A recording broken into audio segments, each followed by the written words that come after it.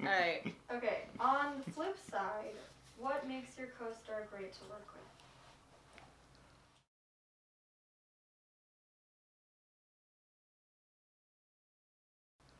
You want to go first? I'll go first. Alright, so Deniro and I have been good friends since junior year.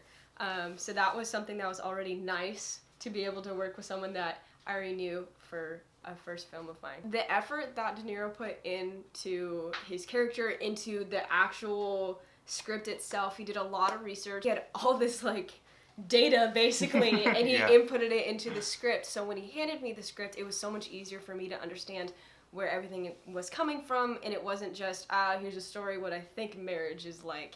It actually was something that was based off of real events.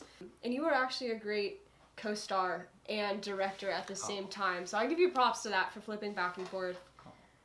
Well done. Thank you, Gabriella. It was on the news. Thank you, Gabriella. Back to you, Gabriella. You know, it's hard to put into words how good of a co-star Gabriella was in this movie because, you know, switching from that director to acting position can be really draining at times. With her constant energy coming up to set every day and just being ready to work, and it really brought me up too. We were able to really lean on each other for the last couple months, and I really feel like I had one of my best friends helping me throughout the way, not just, and it was really something that I don't take for granted, and it made me want to come in and put in the work and also do my best because I know she was going to give it her all as well. Deniro, how did you decide that Gabriella was right for Jane? Well, I called up everybody and they said they couldn't do it. No, well, when I wrote the role of Jane, I noticed that it was going to take so much effort, it was going to take so much commitment, but also it was going to take a lot of various ranges of emotions. And that takes a lot of talent. And I realized that there's really only one person in mind that could pull off that with that much talent, that much commitment, that much effort. And I couldn't think of anybody else but Gabriella. You know, she absolutely killed it throughout this whole process. This one's for Gabriella. Oh boy. What was it like working with Deniro as a director versus as an actor? The worst. Absolutely awful. It was actually pretty good working with you as a co-star and a director. We did basically a mini rehearsal walkthrough before actually shooting a scene, and Deniro would say, all right, this is where you come in, this is where you fling your bag, this is where you sigh dramatically at your husband and walk away.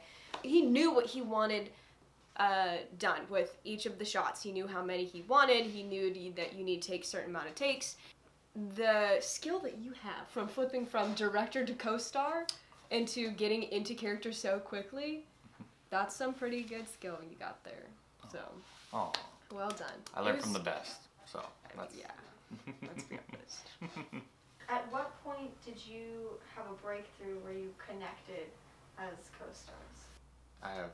You want to talk about it? Yeah. Are you talking about Dana, I think? Yeah. Yeah, Dana. So there's this scene in the film where they are coming back home from a date night, and it was around the middle of our shooting process, right in the middle of our shooting process. We had a lot of emotions in that one scene. It was from happiness to sadness to joy to romance, vulnerability, and when we were able to like pull all those together and make them seem like they were coming in a natural order, I felt like there was not even a camera in there, and we were really John and Jane. Yeah.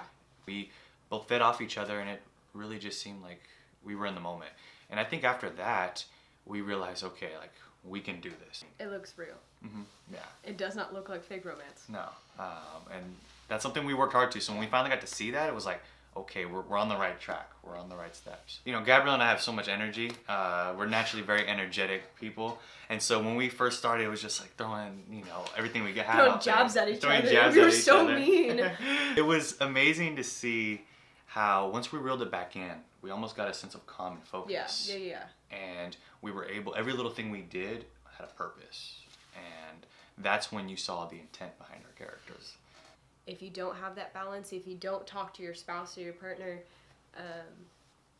your marriage is not going to go very well. Yeah. I think we both got a sense of almost like it was like a trial run of a marriage. We got to see the things that could very possibly be real life, and for some people is their everyday struggle. And it was a little frightening for me, because I was like, whoa, it was like, I'm not ready to be married yet. I'm not ready to be married. This is not it. Never get married. And it was the message of the movie. That's the message. That's the message. Never get married. It was real shocking, but it got us to reflect. And I think if that's what audiences take away from it, is there's no right or wrong answer. It's just a reflection. Then we did our job in making someone feel something. Yep. Communicate with your partner. Listen to your wife. Happy wife, happy life. A message I say just is. Yeah, John. Happy wife, happy life. The message I would say is that at the end of the day, whether it's a friendship or relationship, people reflect on if they see the value in it, and they want to know if that value is still there and if that hope is still there. Should they keep chipping away and invest in themselves and working hard? One last question. One last. Thank goodness. Thank goodness. I'm ready to go home. What makes this movie relatable in your eyes? Because of the research we did with this film, these are real issues and situations that couples go through every single day. And they're things that the average married couple faces, maybe a couple times a day. These are questions that to this day people still have a struggle with. It kind of helped me be more open, seeing that she isn't open with John a lot. I was able to ask him questions and have conversations about things that maybe I didn't want to have a conversation about. And I think that I got to see that a lot, because I think we got to see so many different sides of each other that we had never seen before. Even though I've known Gabriella for years. I've never been mad at you before. I've still never been mad at you, really. I don't We think never really been in a fight or anything. So because we had such a solid foundation beforehand, I trusted her, and I was able to open myself up with her and not feel bad for being so mean sometimes. Vice versa. And vice versa. She's my homie, so I couldn't have done it without her and without her commitment and effort, and she's the best. So.